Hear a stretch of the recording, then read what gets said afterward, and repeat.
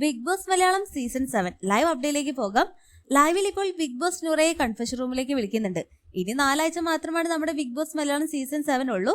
അങ്ങനെ നൂറയുടെ big boss ചോദിക്കും 10ാം ആഴ്ചയിൽ എത്തി നിൽക്കുമ്പോൾ സ്വന്തം ഗെയിമിനെ കുറിച്ച് നൂറയുടെ വിലയിരുത്തൽ എന്താണ് എന്നെല്ലാം ചോദിക്കുമ്പോൾ നൂറ പറയും, ഞാൻ ഇൻഡിവിജ്വൽ ആയിട്ടാണ് കളിക്കുന്നത്. പിന്നെ എന്തെങ്കിലും ഒപ്പീനിയൻ വേണമെങ്കിൽ മാത്രം ഞാൻ എന്റെ പാർട്ണറോട് ചോദിക്കും. എന്റെ ബെസ്റ്റ് ഞാൻ ഇവിടെ കൊടുക്കുന്നുണ്ട് എന്നെല്ലാം നൂറയുടെ പറയും.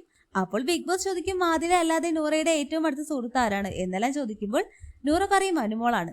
എന്റെ ഒരുവിധം കാര്യങ്ങൾ മൊത്തം ഞാൻ അനുവിന്റെ അടുത്ത് ഷെയർ ചെയ്യാറുണ്ട്. അത് ഷെയർ ചെയ്യാൻ പറ്റുന്ന കാര്യങ്ങളാണെങ്കിൽ ഷെയർ ചെയ്യാറുണ്ട്. അങ്ങനെ ബിഗ് ബോസ് പിന്നീട് ചോദിക്കും, ആരെങ്കിലും മിസ് ചെയ്യുന്നുണ്ടോ? അപ്പൊ നൂറ പറയും, എനിക്ക് എന്റെ അനിയനെ മിസ് ചെയ്യുന്നുണ്ട്. പിന്നെ ബിഗ് ബോസ് ഫാമിലി റൗണ്ട് വന്നപ്പോൾ ഞാൻ എക്സ്പെക്ട് ചെയ്തു എന്റെ ഫാമിലിയും ആദിലയുടെ ഫാമിലിയും വരുമെന്ന്. എന്നൊക്കെ നൂറയുടെ വിങ്ങി പൊട്ടി കരഞ്ഞുകൊണ്ട് പറയുന്നത് കാണാം.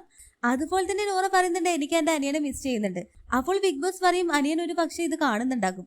അപ്പോൾ അനിയനോട് എന്തെങ്കിലും പറയാനുണ്ടെങ്കിൽ ഇപ്പോൾ പറഞ്ഞോ എന്നെല്ലാം പറയുമ്പോൾ അങ്ങനെ നൂറ അവിടെ നിറ കണ്ണുകളോടെ പറയുന്നുണ്ട്, എന്റെ അനിയനെയും അനിയത്തെയും ഞാൻ ഒരുപാട് മിസ് ചെയ്യുന്നുണ്ട്. ബ്യൂട്ടിഫുൾ ആയിട്ടാണ് ലൈഫ് ഇപ്പോൾ പോകുന്നത്. വേറെ ആരെന്ത് പറഞ്ഞു തന്നാലും അതെല്ലാം തെറ്റാണ്. ഈ ഒരു പ്ലാറ്റ്ഫോം എന്ന് പറയുന്നത് എന്റെ ഒരു ഡ്രീം ആയിരുന്നു.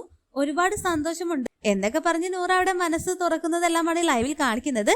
അപ്പോൾ ലൈവ് അപ്ഡേഷൻ നമ്മുടെ ചാനലിൽ ഉണ്ടാകും. ആദ്യമായിട്ട് കാണുന്ന പ്രേക്ഷകരാണെങ്കിൽ യൂട്യൂബ് ചാനൽ സബ്സ്ക്രൈബ് ചെയ്യാൻ മറക്കേണ്ട.